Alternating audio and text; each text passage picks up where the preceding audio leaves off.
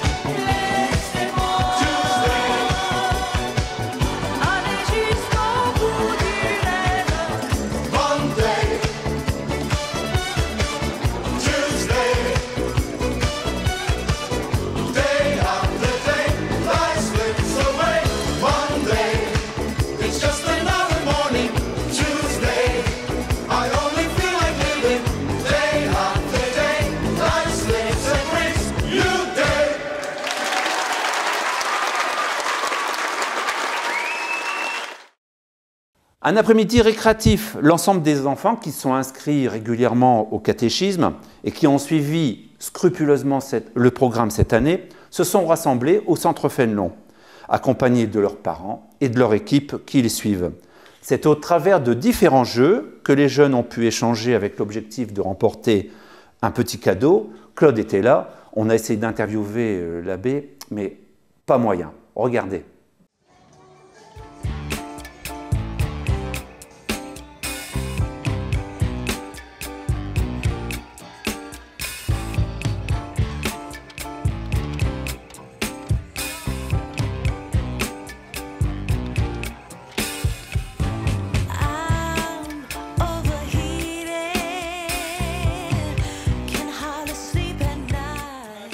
Alors aujourd'hui, le dimanche 2 juillet, nous sommes dans la cour du centre Fénelon de Le Cateau où se déroule une kermesse de fin d'année de caté organisée par la paroisse Notre-Dame de la Fraternité. Et comme vous pouvez le voir derrière moi, il y a quand même beaucoup d'enfants et de parents qui participent. Il y a différents jeux, tous les enfants, même les parents, jouent. Chaque enfant ou chaque parent passe par un atelier et doit avoir un tampon.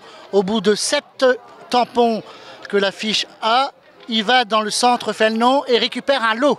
Alors les adultes, ils rigolent, ils discutent, ils jouent aussi et ils mangent et ils boivent. Parce que n'oublions pas que les parents ont fait de bonnes pâtisseries. Alors, on en profite.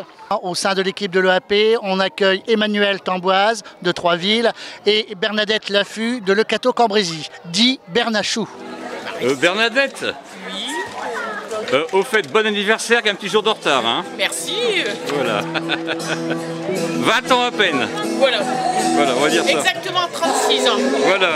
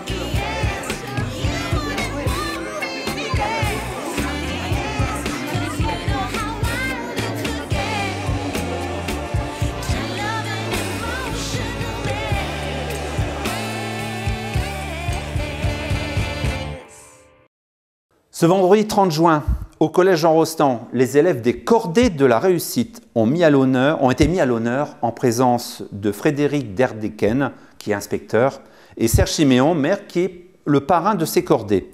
Alors vous connaissez un petit peu ces cordées. Le but recherché est d'accompagner les élèves dans leur parcours scolaire, d'orientation surtout, en introduisant la plus grande équité sociale dans l'accès aux formations. Les jeunes ne savent pas forcément ce qu'ils veulent faire après et je trouve que c'est une très très bonne idée.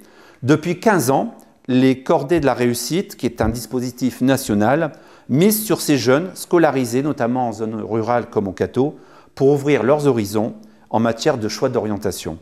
Notre collège Jean Rostand fait ainsi partie de la cinquantaine d'établissements encordés avec l'Institut national des sciences appliquées des Hauts-de-France. L'ensemble a concerné en tout 148 élèves volontaires. Toute l'année, leur ont été proposées des sorties et activités. Claude vous a rapporté ces images. Alors les Cordées de la réussite, c'est un dispositif national qui est basé sur l'ambition des élèves, donner de l'ambition, essayer de favoriser certaines filières et faire en sorte que nos élèves puissent découvrir différents champs, je dirais, qu'ils ne sont pas forcément amenés à découvrir ou connaître de par leur parcours scolaire. Et donc ici au Collège Jean Rostand, nous avons la chance de mener 3 Cordées de la réussite.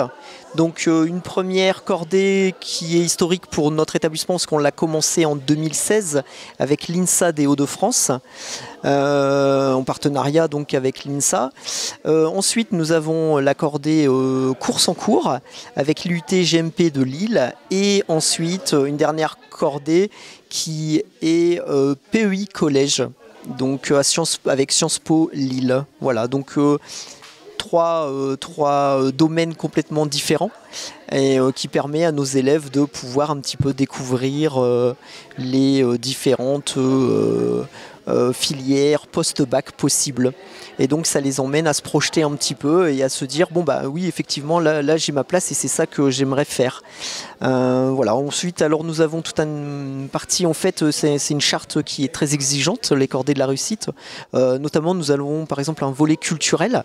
Donc volet culturel, nous avons assisté à différents spectacles, notamment Laurence d'Arabie à Cambrai avec les scènes mitoyennes. Donc nous avons emmené des élèves qui n'étaient jamais allés d'ailleurs dans un théâtre, donc là émerveillement pour ces élèves qui se sont dit ah moi j'y retournerai un jour. Voilà, donc très très bien, mission accomplie. Ensuite nous avons le volet où on découvre les entreprises, donc on a visité différentes entreprises, notamment CMD à Cambrai. Voilà, donc différentes parties où on découvre cette fois-ci le monde économique en fait. Voilà, donc toute cette partie. Après la partie tutorat qui est menée à bien avec les élèves. Donc on doit faire environ 8 heures de tutorat avec les élèves sur différentes activités. Et nous avons aussi participé à différents concours, dont le concours mathématiques au quotidien en partenariat avec l'AMOPA. Et nous avons eu la chance d'être premier prix au niveau national et nous avons été reçus au Sénat pour recevoir ce prix. Et donc nous avons passé une journée à Paris et une élève qui a reçu ce prix voilà, de la MOPA au Sénat. Donc mission accomplie également. Ce sont les palmes académiques, c'est ça? Alors la MOPA, c'est l'association oui, des palmes académiques, oui, tout à fait. Alors c'est un challenge qui est national sous l'égide alors de plusieurs entreprises, mais on va citer principalement Renault, Dassault Systèmes, Segula et Poca. C'est aussi en lien avec forcément le ministère de l'Éducation nationale, la RATP. Et donc là c'est un challenge où les élèves doivent constituer une équipe de 4 à 6 membres et créer un véhicule. Alors l'intitulé c'est je crée le véhicule du futur. Et à partir de là, ils créent la carrosserie, donc on a toute la partie conception 3D, mais il y a également tout un volet communication où ils doivent trouver des sponsors, ils doivent ensuite communiquer autour de leur entreprise, donc à la base ils trouvent une thématique. Donc après on a toute la partie art plastique, donc c'est un projet pluridisciplinaire, on y retrouve de l'anglais, parce qu'il y a sur la présentation orale qui dure 8 minutes, on a 1 minute obligatoire en anglais. Voilà, donc c'est un challenge vraiment je dirais complet, vraiment le plus large possible, où tous les élèves y trouvent vraiment leur compte. Et donc on a une première partie, on a une revue intermédiaire pour voir un petit peu l'avancée du projet. Et puis après, on a une partie orale. Donc, pour la finale académique et une partie sur piste. Donc la partie sur piste a eu lieu le 23 mai et nous avons engagé 6 équipes. Voilà. Et alors le concours course en cours, c'est plus de 300 élèves du secondaire et on en a 120 inscrits au collège Jean Rostand du Cateau Cambrésis. Donc voilà, je pense qu'on représente dignement cette belle ville. Avec des bons résultats. On a eu 2 années en suivant le prix Elle Bouge. Donc c'est le premier prix avec une équipe qui est constituée à 50% de filles. Donc Elle Bouge, c'était une association d'ingénieurs qui font la promotion des femmes dans les métiers de l'industrie et du monde scientifique et technologique. Voilà. On souhaite en fait un petit peu dynamiser ces cordées et apporter des temps forts dans l'année. Et donc les concours, c'est à mon sens, hein, ça permet de dynamiser et ça permet aussi de créer une émulation tout à fait. Hein. Oh, d'abord, parrain, c'est un grand honneur, et puis il faut faire attention aux consonances italiennes. Mais c'est un grand honneur que j'ai eu il y a quelques mois d'être invité pour être le parrain de ce Cordée de la réussite. Hein. C'est des jeunes qui sont en 3e. Aujourd'hui, on apprend qu'ils vont tous passer en seconde. Ce qui est important dans la Cordée de la réussite, c'est d'abord la motivation des enseignants. Deuxièmement, c'est de faire bouger nos jeunes et leur faire comprendre tous les métiers auxquels ils peuvent s'orienter, que ça soit littéraire, que ça soit scientifique, que ça soit pas technologique, et de leur dire que l'avenir, c'est eux qui vont la faire. Ils vont le faire, l'avenir. Ils vont avoir des tas de possibilités. Je pense qu'on est dans un changement de société qu'on n'a pas connu il y a 15-20 ans. On est un changement un peu brutal, mais ils ont des capacités d'ouverture d'esprit et il faut leur faire visiter, leur faire rencontrer, les faire sortir du catésie et voir tout ce qui se passe dans l'univers autour et qui découvrent par eux-mêmes pour se faire une opinion. Et c'est eux-mêmes qui se forgeront leur avenir. Je suis de plus en plus convaincu. C'est pas parce qu'on a 14-15 ans qu'on n'a pas la volonté de réussir dans la vie. Au contraire, mais on ne sait pas où se rendre et ça, où se déplacer. Et ça, les enseignants ici ont créé ce lien, cette dynamique reconnue par le rectorat. Et on essaye de leur faire découvrir différents métiers, différentes professions. On les apprend à travailler aussi, ce qui est important dans le concours qu'ils ont passé, à travailler en équipe, où chacun apporte sa plus-value individuelle au sein d'un collectif. Et je crois que c'est ça la vie de demain. Alors en tout cas, félicitations aux jeunes d'abord, et félicitations à toutes les équipes éducatives. Voilà, merci. Alors bonjour à tous, je me présente, je m'appelle Bendou Raymond, j'ai 14 ans et j'habite à Le Cateau Cambrésis. Alors qu'est-ce que j'en retiens? J'en retiens que c'était une magnifique expérience. J'ai pu savoir collaborer avec mes autres camarades. On a eu plusieurs expériences comme par exemple savoir mieux s'exprimer à l'oral. On a pu découvrir de nouvelles choses. On a aussi pu faire des petits voyages. Par exemple à Boulogne-sur-Mer, on a pu aller à Nausicaa. C'était une bonne expérience. Si ce serait à refaire, je le ferais sans hésiter. En fait, on avait plusieurs espèces d'animaux. On pouvait les observer au microscope et on devait les classer. Qui a un exosquelette, qui a des yeux, qui a des ventouses par exemple. On a fait ça. Ensuite, on a eu une visite guidée. Après, une visite libre aussi. Après ça, on est parti visiter Boulogne-sur-Mer à pied. On est parti dans une ville fortifiée. Sur les remparts, on a pu avoir une magnifique vue sur la ville et clairement c'était super. Cette année c'est une des meilleures années que j'ai pu passer dans ma scolarité. Le Rotary Vallée de l'Aunel avait lancé depuis plusieurs mois une cagnotte afin d'essayer d'offrir un robot, Nao, qui permettrait de travailler avec les personnes autistes. Vous en avez déjà entendu parler. Eh bien, l'opération est maintenant terminée et Nao sera utilisé dans 3 structures du Cambrésis. Nao est un robot humanoïde développé par une start-up française située à Paris. Il est autonome, entièrement programmable, il reconnaît les visages, répond aux questions, il joue de la musique, attrape les objets, joue au foot, peut être un compagnon de jeu, un objet de communication, tout cela évidemment à condition qu'il soit entièrement programmé. Pour Madame Bonenfant, responsable du Rotary, Il est important d'aider les personnes atteintes d'autisme, qui n'est pas une maladie, mais un trouble neurodéveloppement. Pour information, le robot coûte à peu près 15 000 €. Claude était là pour voir un petit peu la remise du robot.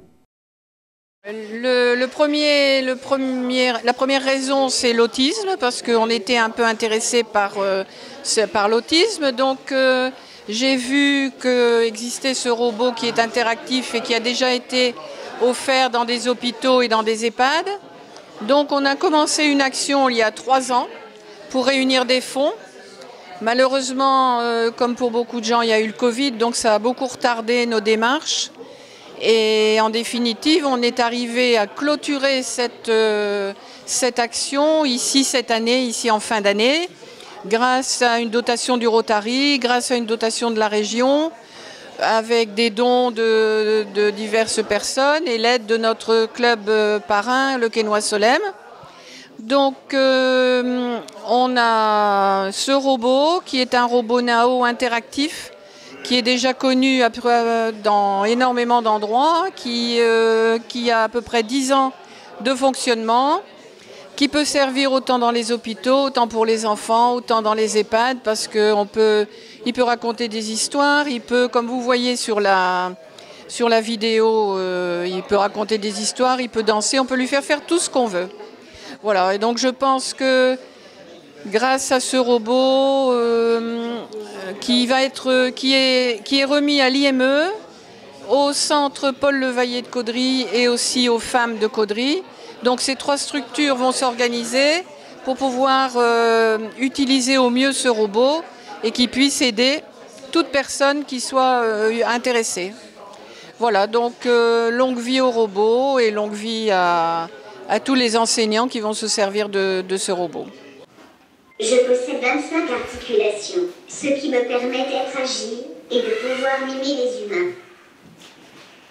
Mes 89 lumières sont aussi un moyen de m'exprimer. J'en vois de toutes les couleurs. Avec ma caméra, je sais lire des cartes et suivre des visages. Les 4 microphones situés autour de ma tête me permettent de détecter l'origine des sons aux alentours et d'entendre ce que l'on me dit.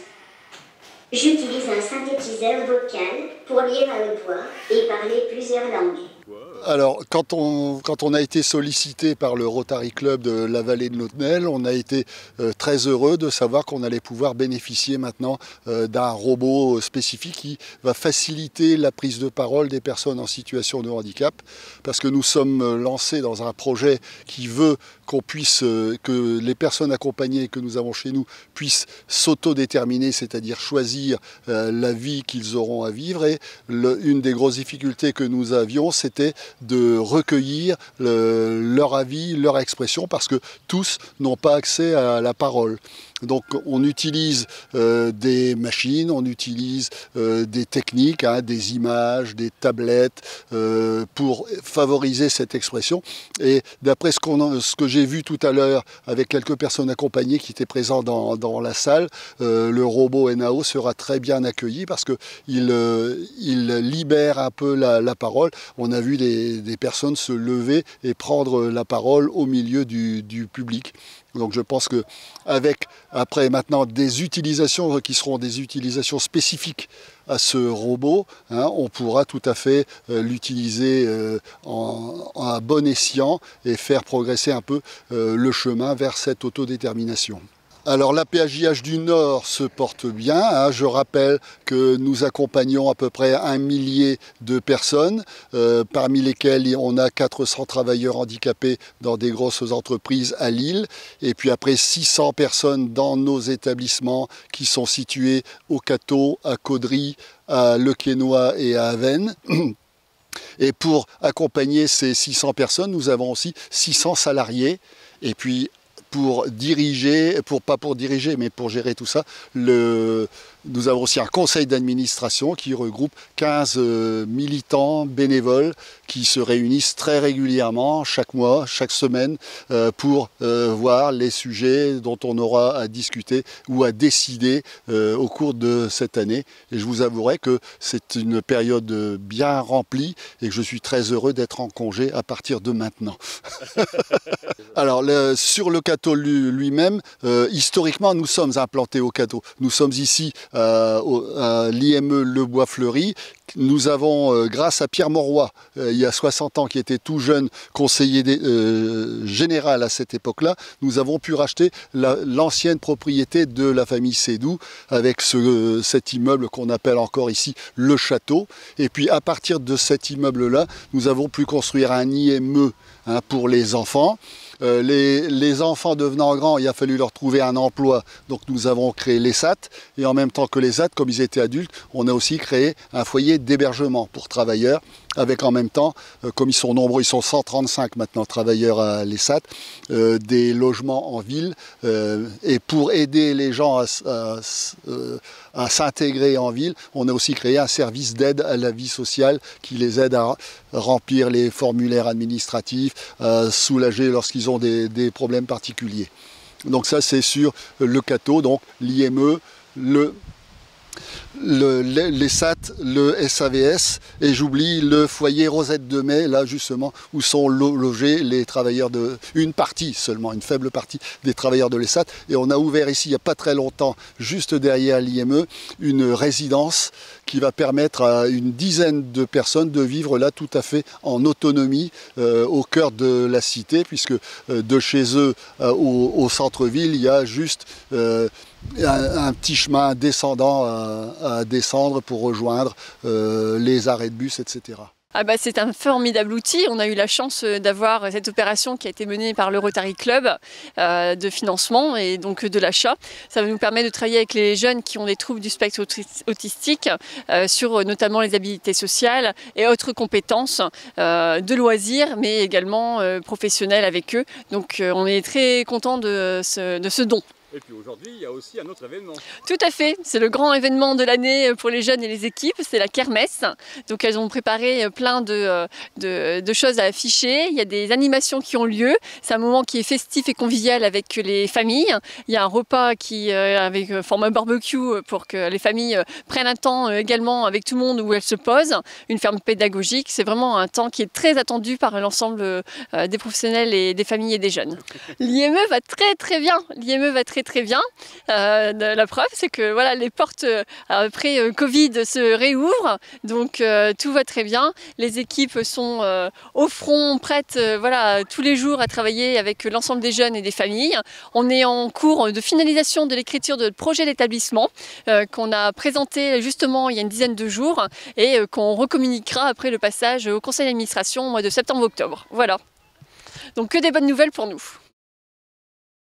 Tous les Catésiens ont encore en mémoire tout ce qui sortait des usines Simons, vous vous en souvenez, et de nombreux Catésiens et Catésiennes y ont travaillé. Avec les petits carreaux mosaïques, vous vous en souvenez, eh bien on pouvait créer des sols magnifiques, mais également de grandes fresques. À Saint-Benin, eh bien l'équipe municipale a souhaité rénover une fresque magnifique et gigantesque, un travail remarquable qui va en rendre plus d'un jaloux. Notre reporter belge et André Biangou étaient sur place et il ne pouvait pas louper cette présentation pour mettre à l'honneur une ancienne industrie catésienne. Regardez. Nous avons une salle quelconque, avec un plafond en plâtre blanc et des murs avec une peinture défraîchie. Cependant, nous avons eu comme prescription de l'architecte des bâtiments de France de garder le carrelage Simons, car il fait partie de l'histoire de ce bâtiment, de son vécu historique. Alors que nous pensons à cette réflexion intérieure, nous apprenons qu'une fresque en mosaïque dans l'entreprise Simons, située derrière la gare au Cateau, est sur le point d'être dérobée. Des individus ont commencé à la démonter. Comme nous sommes en train de rénover la salle Félix Simons, on nous la propose, bien entendu avec l'accord du propriétaire de l'usine. Je me dis, pourquoi pas la récupérer, mais il va falloir la démonter. J'en parle dans un premier temps à mon adjoint, il va voir sur place, et là, il fut très surpris, car il n'imaginait pas une fresque d'une telle importance, 3,50 m sur 4,40 m. On en discute ensuite en conseil municipal, on accepte ce don, et on se lance dans cette nouvelle aventure. Des bénévoles se proposent de nous aider à démonter cette fresque. La première étape va être le démontage de la fresque à l'usine. Elle est constituée de 3 parties. L'une d'entre elles pèse plus de 2 tonnes. La deuxième étape va être l'enlèvement et le transport de la fresque sur un chariot. La troisième étape va être le démontage d'une partie du plafond de la salle des fêtes, puisque la fresque était tellement importante qu'il nous a fallu démonter le plafond. La quatrième étape, la plus délicate, faire rentrer ces différents panneaux dans notre salle et les sceller sur le mur qui est devant vous. La cinquième étape sera la réfection de la fresque. Donc là, la réfection de la fresque a été faite par M. Ringard-Philippe. Cette fresque, assez imposante, a été imaginée pour et dévoilée à l'exposition universelle de Paris en 1889. Exposition au cours de laquelle le monde a pu découvrir la Tour Eiffel. Après l'exposition, elle a été rapportée dans les locaux de l'usine Siemens du Cateau, comme les anciens disaient la carrosserie, et reposée le 21 octobre 1904. La date est confirmée par la découverte d'un carrelage dissimulé derrière la fresque. Il reprend la date ainsi que les noms des poseurs. Voici ce que j'ai trouvé. Quelle belle aventure au final! Toute cette rénovation a d'ailleurs fait l'objet d'articles dans La Voix du Nord. Elle a attiré l'attention de Bernard Lauzet, descendant de la famille Siemens. Il est venu visiter cette salle en pleine rénovation et nous avait promis de faire le don du portrait de Nelly Autier-Siemens, qui, je vous le rappelle, est la généreuse donatrice pour la création de cette salle. Ce portrait était exposé dans un musée au Luxembourg. Malheureusement, M. Lauzet nous a quittés avant cette inauguration. Nous avons donc contacté les filles de M. Lauzet. Elles ont tenu à respecter la parole de leur père. Une des filles, Tatiana, devait être présente, mais un imprévu l'a contrainte à ne pas pouvoir faire le déplacement. Elle a donc fait parvenir ce portrait par coursier ce matin. Nous allons...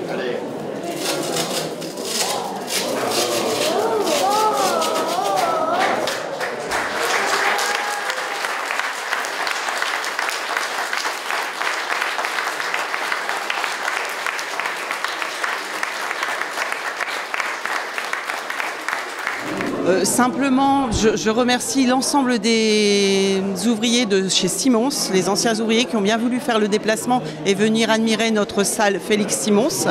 On a donc repris, on va dire, une fresque dans leur usine où ils travaillaient et ils sont venus voir le résultat. Bon, ils ont l'air très satisfaits, ils sont contents de retrouver le passé industriel, leur passé industriel, donc c'est la chose la plus importante. Et je pense que les Saint-Benitois vont pouvoir bénéficier d'une très belle salle pour eux, pour leur organisation de repas, etc.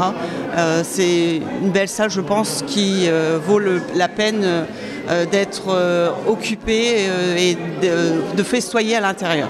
Avez-vous été étonné par le nombre de personnes, le succès de votre inauguration ? Oui, parce que je n'avais pas invité énormément de personnes puisque la salle n'est pas très grande et bon, il y a déjà donc le conseil municipal qui est là.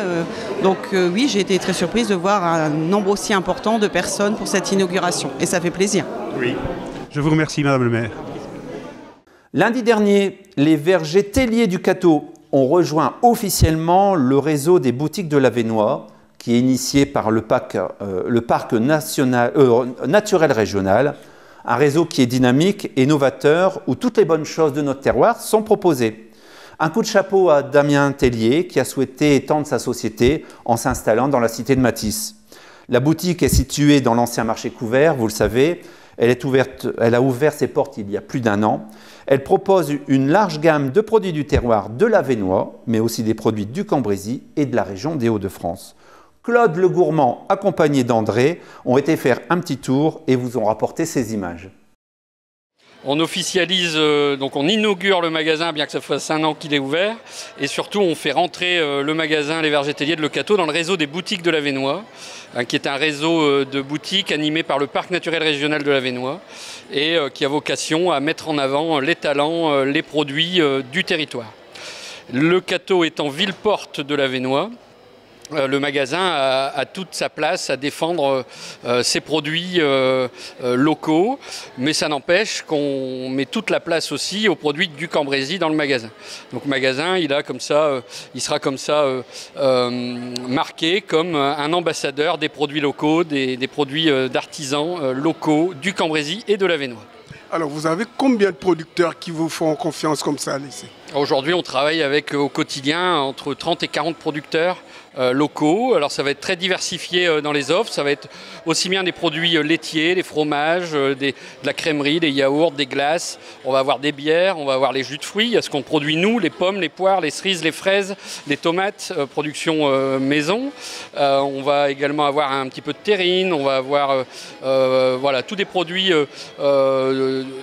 alimentaire essentiellement, bien que j'ai un savon de l'Avesnois aussi artisanal en magasin, mais ça représente entre 30 et 40 producteurs au quotidien.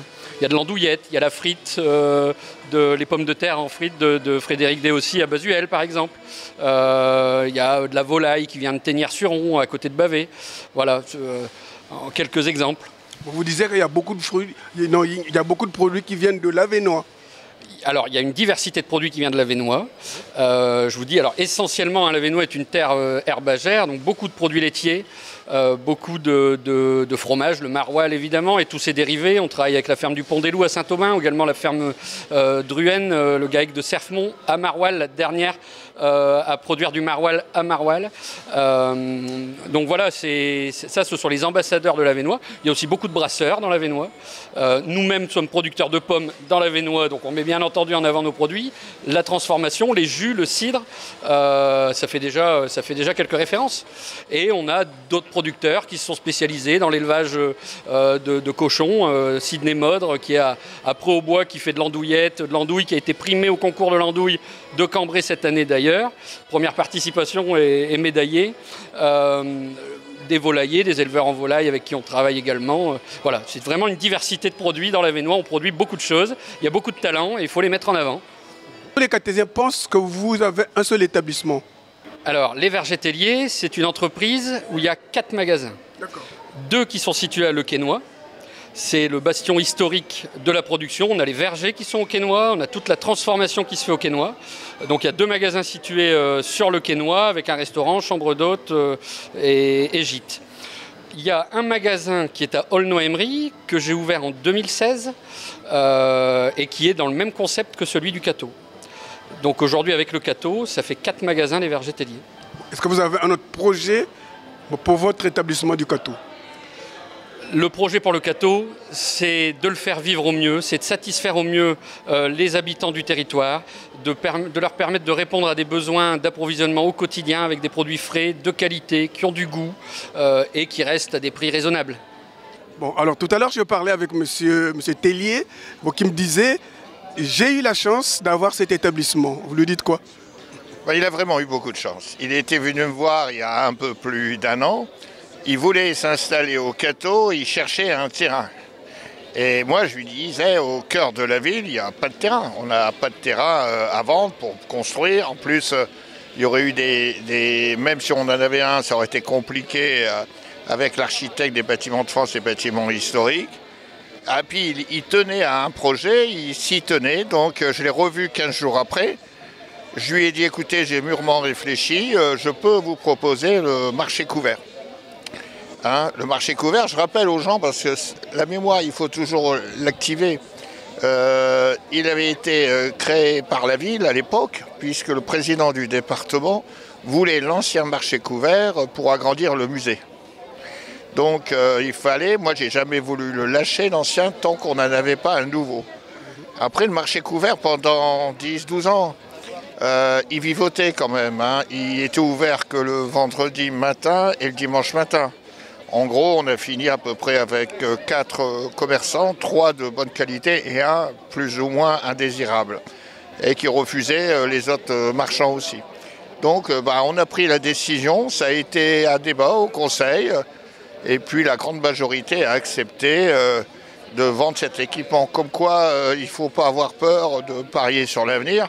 Et maintenant, le marché couvert, c'est un lieu quand même de produits du terroir, de produits frais, de légumes, de tout ce qu'on peut imaginer en richesse dans le Cambrésis, mais aussi dans l'Avesnois. Et vous avez toujours des gens qui viennent, qui tournent. Et en plus, maintenant, on s'aperçoit que les gens de nos villages autour, bah, il leur faut une salade, il leur faut quoi que ce soit. Ils viennent ici au marché couvert et il a le mérite d'être ouvert du lundi au samedi de 9h jusqu'à 19h. C'est quand même exceptionnel, hein. Et je pense qu'il est très bien tenu par M. Tellier. En plus, il a l'assise de la famille parce qu'il y a les vergers Tellier et le magasin Tellier au Quesnoy. Il y a aussi un magasin, lui, sur Aulnoy. Donc on fait un peu une trilogie. Et puis c'est un plus pour les habitants. C'est un plus aussi pour les commerçants. Ça donne une image de la ville. Vous savez, il faut que nos commerçants restent en ville et croient en cette ville. Je pense qu'ils pensent de plus en plus parce que bientôt on va avoir de nouveaux commerces. Et il faut que les gens du Cateau, mais aussi les gens extérieurs, viennent au cœur de ville et font vivre ce cœur de ville dans l'intérêt de tous. Bon, on a à un moment donné dans l'histoire, maintenant on refait machine arrière, on abandonne les très grands centres et on revient pour du bien manger. À des prix pas toujours liés au bio, parce que le bio, les prix ont tellement évolué que ça est devenu un peu excessif. Et on voit bien que le bio ne se développe plus comme avant, parce qu'il y a la politique de l'inflation, du pouvoir d'achat, tout rentre. Mais donc c'est un atout pour la ville, et puis ça à l'entrée de ville, donc c'est magnifique. Et puis Monsieur Tellier et son équipe savent dynamiser ce marché couvert. Alors, autre volet, nous sommes dans un pacte avec le parc naturel régional de l'Avesnois. Il y a quelques années, j'ai fait adhérer la ville du Cateau au parc naturel, puisque j'avais 8 communes du Catésie qui étaient adhérentes au parc. Et avec le parc, on a créé ce tissu de relations. Alors, le parc a 2 portes d'entrée, c'est la ville de Maubeuge et la ville du Cateau. Donc, c'est aussi un plus en image. Et le parc nous a aidés l'autre jour pour la restauration de l'Office du tourisme au Pomeroy, pour d'autres projets que l'on a. Et puis, on a un projet qui est en cours de construction, une halle située au marché aux Bestiaux, mais qui n'a rien à voir avec le marché aux Bestiaux, et où on fera des animations tous les mois. On va essayer de dynamiser sur le commerce local, sur des produits, hein, la bière, le vin, tout ce qu'on peut imaginer. Tous les gens qui voudront pourront venir exposer dans cette halle et faire un peu d'animation. Il faut retrouver à cette ville encore une image plus poussée. Voilà mon souhait, mais c'est une belle réalisation. En tout cas, on peut le constater que ce magasin participe vraiment à la vie locale. Ah oui, il participe bien et même très bien. Et les gens y viennent et je peux vous dire, ils sont heureux. Guylain Cambier, je suis ici président du parc naturel régional de l'Avesnois, dont le Cateau est une ville-porte. Eh bien voilà. Alors qu'est-ce que vous pensez de cet établissement qui est en face de nous ? En fait, c'est une belle réussite d'abord en termes architectural parce que c'est quelque chose d'osé. En même temps, en termes commercial, parce que ça vient remettre une diversité d'offres sur la commune. Et puis, c'est aussi une boutique de l'Avesnois, donc c'est un réseau bien particulier, avec des producteurs locaux, avec des commerçants locaux. On essaye bien de travailler pour avoir ici une économie qui soit bien accrochée au territoire. Donc c'est la raison pour laquelle vous dites c'est un bon établissement parce que nécessairement nous mangeons local là-dedans. Ah, bah, ici, lorsque vous allez faire vos courses ici, vous allez manger local, vous allez soutenir l'économie locale, vous allez travailler par exemple à la défense du bocage parce que ce sont des éleveurs qui sont accrochés et respectueux d'un certain nombre de conditions comme on peut avoir dans le parc naturel régional. Et puis vous allez en même temps vous ouvrir ici, vous êtes des ambassadeurs du territoire parce qu'il y a un tas de produits locaux que parfois on ne connaît même pas, mais qui, ne serait-ce qu'au niveau du goût, parfois de la couleur, parfois de la forme, en font de véritables atouts, de véritables pépites pour notre territoire. Bon, explique un peu brièvement le territoire de l'Avesnois à ceux qui nous écoutent.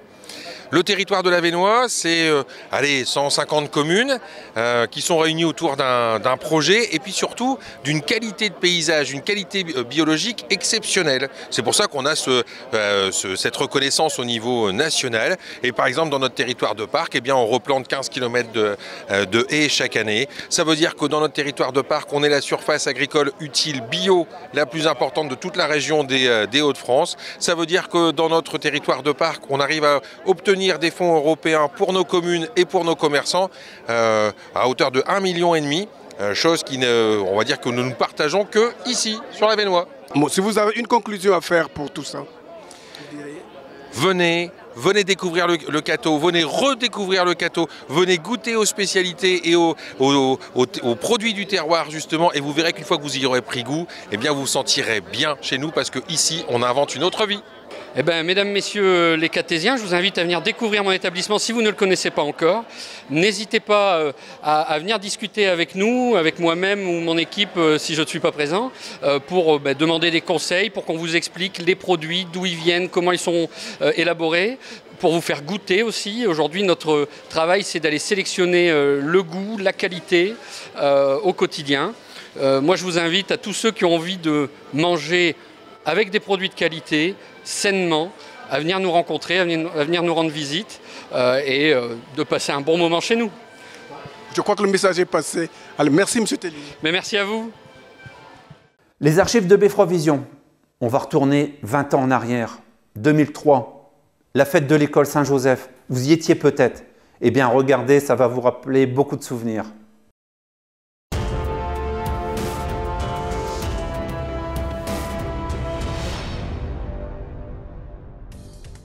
Fête de l'école Saint-Joseph, pour finir l'année en beauté.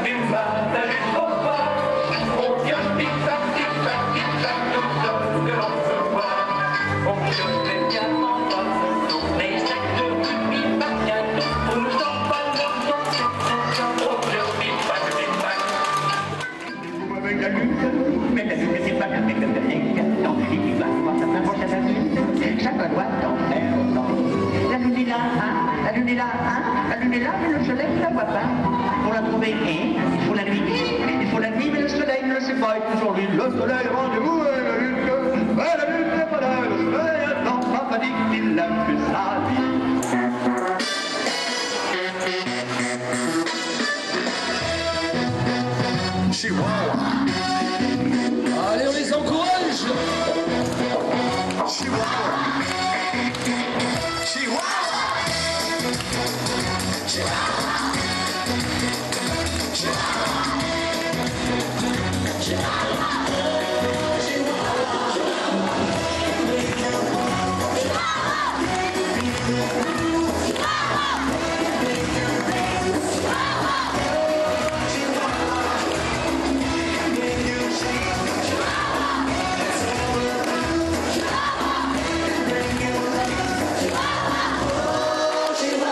Vos applaudissements. Fabuleux, fabuleux. Cette partie journal se termine. Il y a André qui s'impatiente derrière pour vous présenter sa page sport. Vous voyez, il est toujours fidèle au rendez-vous. Eh bien, moi, je vous donne rendez-vous un peu plus tard. Et puis, je remercie encore en votre nom toute l'équipe qui vous permet de regarder cette émission et qui est retransmise sur Dailymotion et sur YouTube. Merci à eux et à bientôt. Au revoir.